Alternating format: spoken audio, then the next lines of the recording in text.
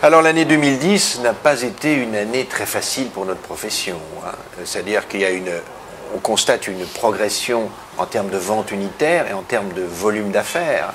Mais cette progression, elle est chiffrée pour la totalité du marché autour de 23%.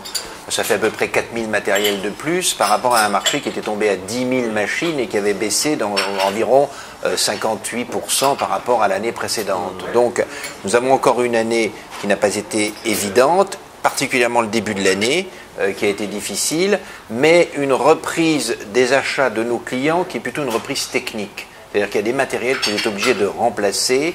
Ce n'est pas réellement une reprise de l'investissement, c'est plutôt de l'investissement de remplacement.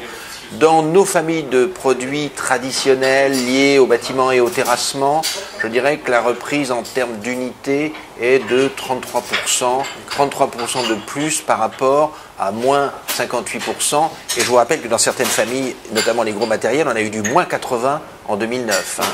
Donc ce qu'on peut dire, c'est qu'il y a une reprise de confiance quand même, on préfère être dans cette logique-là.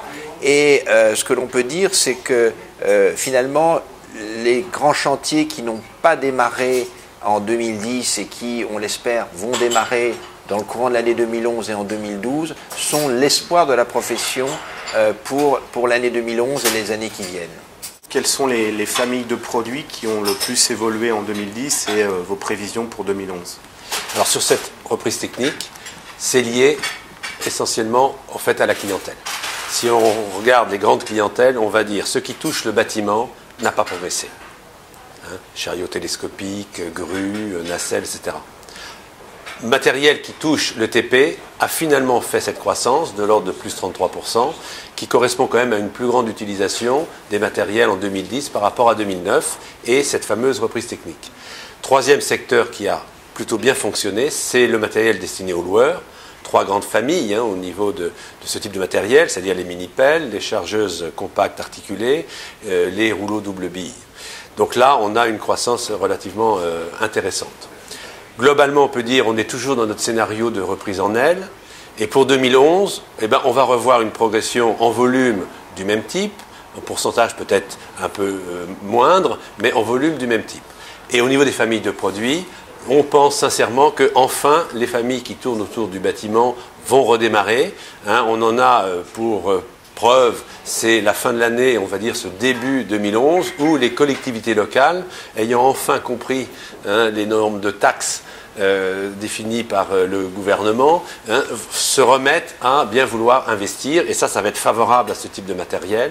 Les loueurs vont également poursuivre leur croissance. Dans ces phénomènes de reprise, la location est toujours en anticipation par rapport au reste, et au niveau des grandes entreprises, soit les terrassiers, soit la route, soit les mines et carrières, indéniablement, ils vont poursuivre leur investissement.